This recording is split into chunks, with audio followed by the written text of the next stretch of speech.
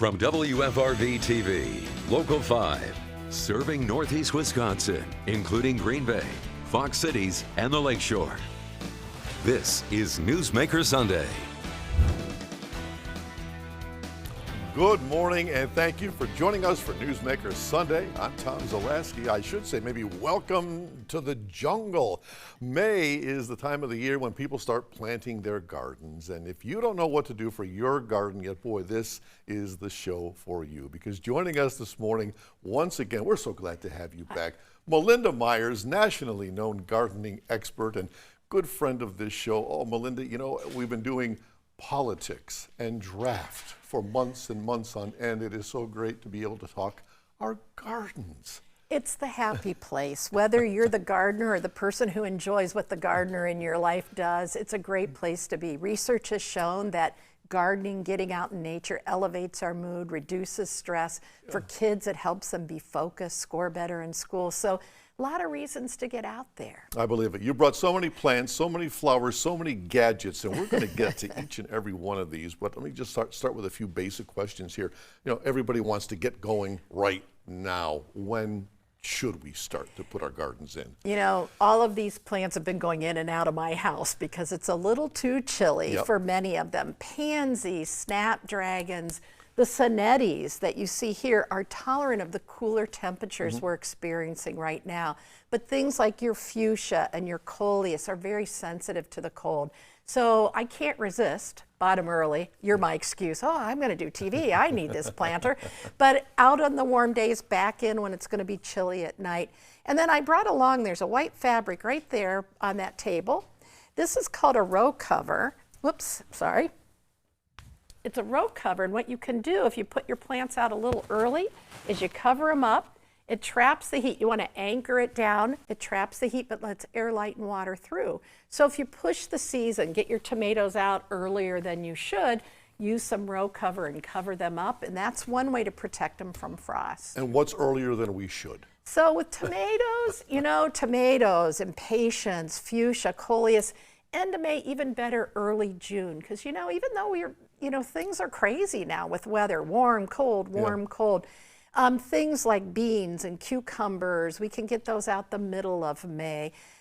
Put your asparagus and your rhubarb, your broccoli, your cabbage, all those crops can go in the garden right now. They can go now. They can, if you can find them, and harden them off, because if you buy them from a greenhouse and they're in the greenhouse, it's warm and toasty. So an hour a day in the sun the first day, an hour, 2 hours the next day, 3 hours. Get them used to the outdoor conditions, then put them in your garden after a week. They're ready for that full sunlight, those different harsher conditions in the garden. Sure. I love how you mentioned impatiens. That's like what we all are. Exactly. Right? Do you put early planting, do you put mulch around your plants? You know, there's a couple ways to look at it. You can mulch anytime you can get out in the garden. If you're growing warm season crops, you might want to let that soil warm up, especially if you have heavy clay soil. Trees, shrubs, perennials, now's a good time to mulch. The perennials aren't as big as they're going to get, so it's easier to get in there and get that mulch on the soil. Okay. Container gardening. Yes. We're hearing a lot about that.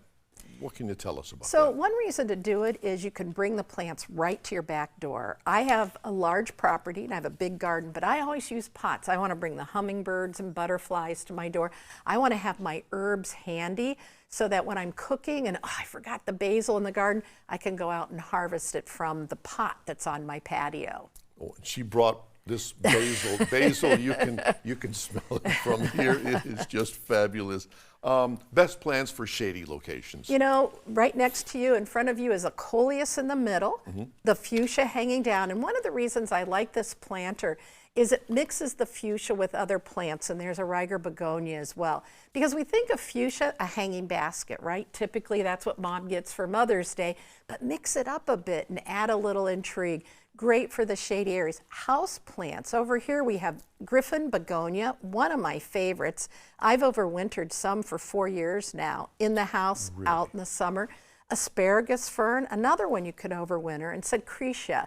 And so these are indoor plants, house plants, but they also do well in shady spots outside. Let me ask you about drainage for our pots. Do all of our pots have to have holes in the bottom for drainage, or can some do without that? Good question. So drainage holes are a way to forgive you. So if we get lots of rain, you know, that excess water has to go somewhere. And if you don't have drainage holes, you're going to find your plants floating. So drainage holes are important. I usually use coffee filters to put over top when I fill it with potting mix so that soil doesn't go through the drainage hole. So it's just, and then it eventually decomposes, but by then the plants have rooted in and hold the soil in place.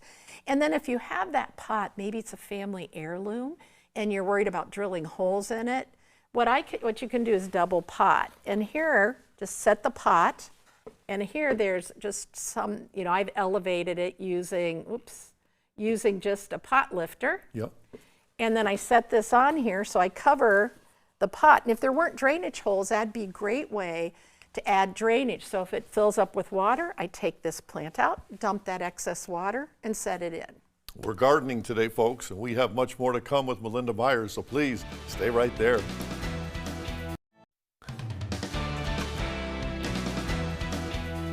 Back now on Newsmaker Sunday with Melinda Myers, nationally known gardening expert. And if you can't see me, I don't care. This is the most fun show of the entire year. A couple of quick questions before we get into everything you have out here on the set. Number one, how often do we water?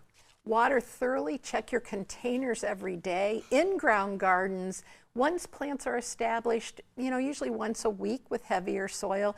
But if it's really hot, check them every 4 days. Stick your finger in the soil. If it's crumbly and slightly moist in the ground, it's time to water. Okay. Water thoroughly to encourage good, robust roots. You just answered one of my problems because I think I was overwatering. I was doing it every day. Well, out in the garden, what happens if you do it every day, the roots are shallow, and then you miss a day, then they're going to show some drought stress. So we want to encourage those roots to be good and deep, so that they're a bigger root system, so they can pull up more nutrients and water from a bigger area. Okay, lesson learned. All right, now fertilizing. How often do we do that? What I do is a soil test is always your best bet. For containers, I use Milorganite, low nitrogen, slow release fertilizer.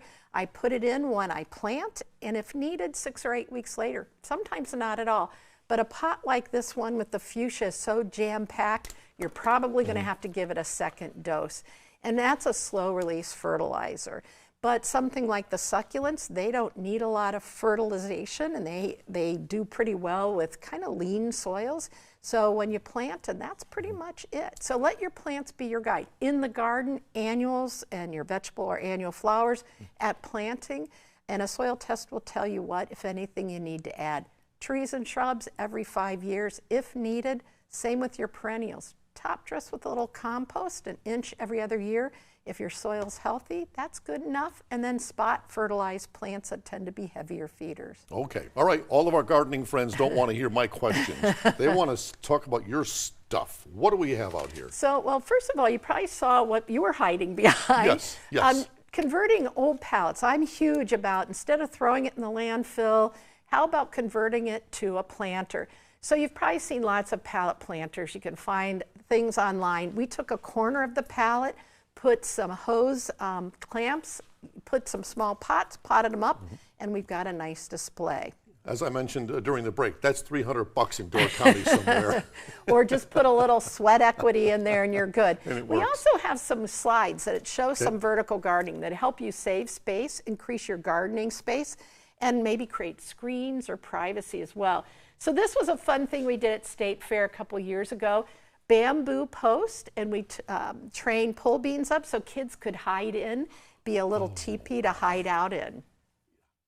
And then maybe you want to shade your air conditioner. You can't see it, but if you shade your air conditioner, you're going to save money because it will run more efficiently. And so shading that with whether it's a tree, a shrub, or maybe it's a gate, plenty of airspace in front of it, but maybe putting something with a plant will help shade it as well. It also gets rid of the yard eyesore. Exactly. Who wants to look at it?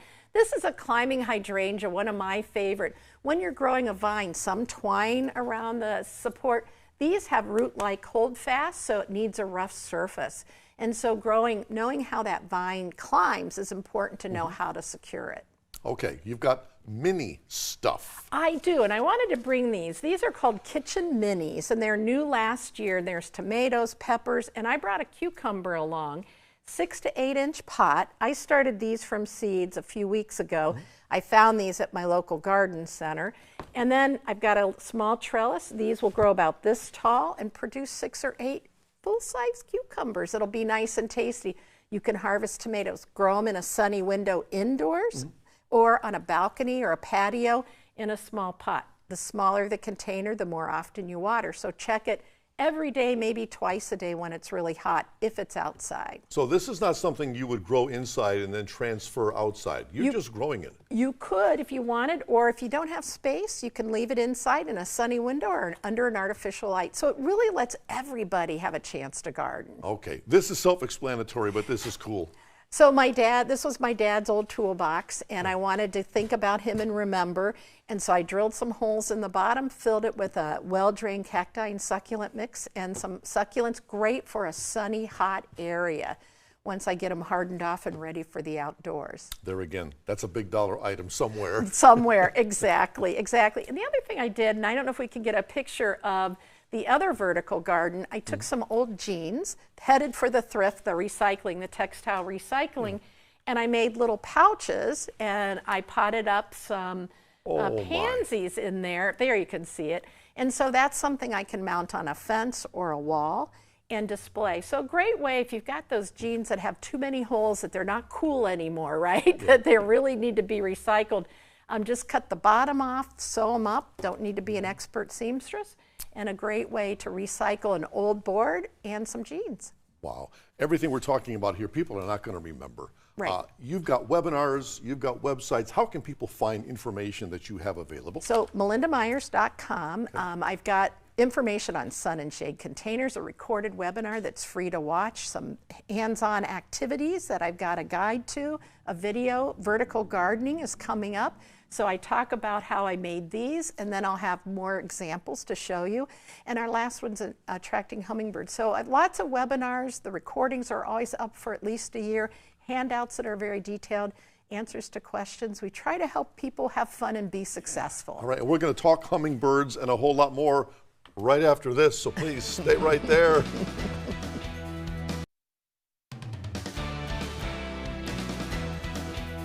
And welcome back to Newsmaker Sunday. Melinda Myers, gardening expert, our special guest this morning in our most fun show of the year. And in this segment, we're talking hummingbirds. This gets better.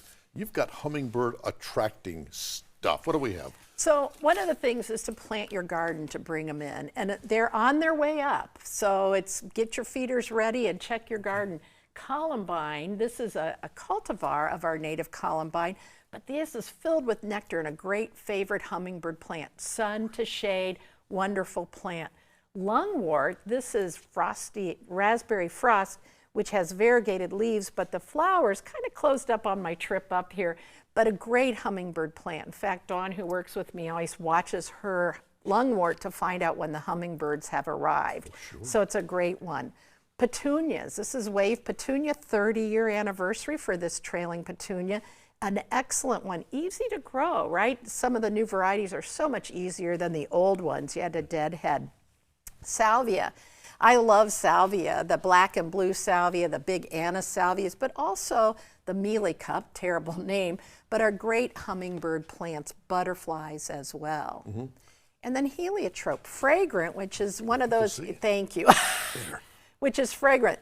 This is going to get big. I just planted this yesterday because I wanted to bring those plants in. Full sun to part sun, that's what the Torrenia likes. And so this is these are great for sunny areas. And we talked about fuchsia earlier, but it's an excellent hummingbird plant as well, along with impatiens. So if you've got a shady spot, watch for the hummingbirds coming to visit your impatiens. I had a woman tell me that she looked out and the hummingbird was standing on the sidewalk nectaring off the impatiens that were right along her walkway. Oh my. So it's a great way to do that. All right, you brought something where it looks like you're going to clean the commode. but I'm not.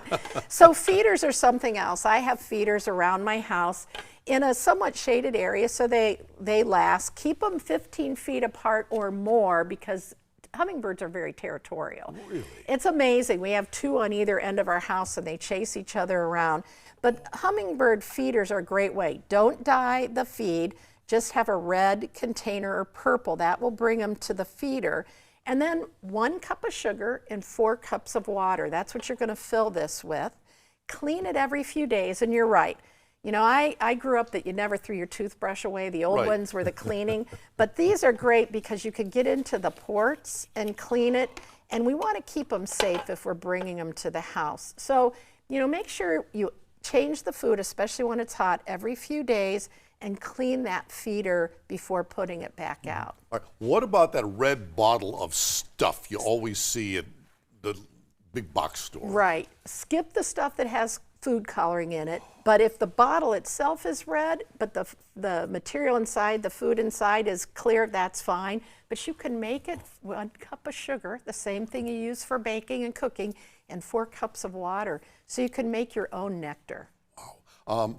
Pollinators. Yes. How do we attract them? You know, a lot of the same things. One is plants. So a lot of the things that bring in the hummingbirds also bring in the pollinators.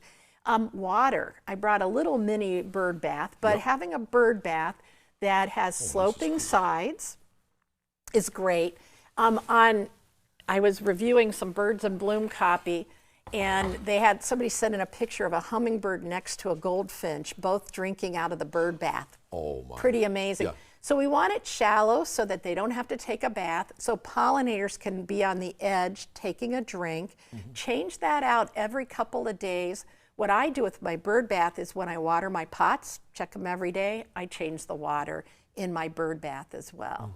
All right, we are back to wrap up with Melinda Myers right after this. So please, we can bring more junk out, don't worry. Stay with us. We are back now with Melinda Myers, gardening expert, and we are talking the birds and the bees this morning, specifically now the bee type, mosquitoes. You brought so much stuff here. We got our camera person, Leah, just said she feels like she's in class. And hopefully in a good way they're all feeling. We want to enjoy the outdoors, but boy, mosquitoes and ticks sometimes have us staying inside. So I wanted to share some tips. One is light-colored, loose-fitting clothes, long sleeves, and I know that's hard when it's warm outside, but if ticks come and they crawl up, you can see them to get rid of them. Mosquitoes, if it's loose-fitting, they can't reach you, plus they're less attracted to light colors as well. I brought some duct tape because a lot of times ticks will climb up the bottom of your pant leg, and so a lot of people will use duct tape to tape, you know, tuck your pants in your socks and tape it, and that'll help keep them out. Mosquito, and then maybe repellents. There are EPA organic, and this is permethrin that you can spray your clothes, let them dry first before you wear them outside, follow the directions, and that way if ticks crawl up, it's going to kill them versus them coming inside. Okay. And then showers and tick checks. You know, I grew up, my grandparents had a farm in the country doing tick checks every time you were outside, and they find that's the best way to reduce the risk of ticks. Sure. What else? Mosquitoes. Yes. You know, you're having a party and nobody's happy. Citronella candles will work, but you need them a couple feet away from every guest, so have them scattered around wherever you're hosting, or if you're sitting outside, have one right next to you. A fan. Mosquitoes are weak flyers, so even just a fan on your patio or deck will help keep them at bay, and that's an easy thing to do. And then your bird bath. We talked about having bird baths. Throw a mosquito dunk. It's organic, naturally occurring soil bacteria, gives you 30 days control. So put it in your rain barrel, put it in your water feature, your bird bath, if you don't change the water as often as you should. And that way, when the mosquito lays the eggs, the egg hatches, the larva ingests that water that's tainted with this and it dies. Safe for birds, pets, kids, and wildlife. How should we control our water sources? We've all got water hanging around our yard, and that attracts everything. Exactly. So those toys that are left, the pot that you didn't get put away, your gutters, if they're clogged, that water's going to build up in there. And mosquitoes just need standing water for about a week or even a few days to breed. And so we want to get that, empty those, store things away. You know, the pet dish that maybe you have outside, turn it over when you're not feeding the pet so you don't collect water in that. These also work for those areas that are temporarily flooded. Get a post, a rebar, stick it in that area, run one of the dunks over. When there's water there, you've got the mosquito dunks that will help take care of the mosquito larvae. When it's dry, you can either take that out and then replace it whenever you need it when it's flooded. I feel like I've been listening to a YouTube gardening video here for the past half hour. Again, your expertise is beyond belief.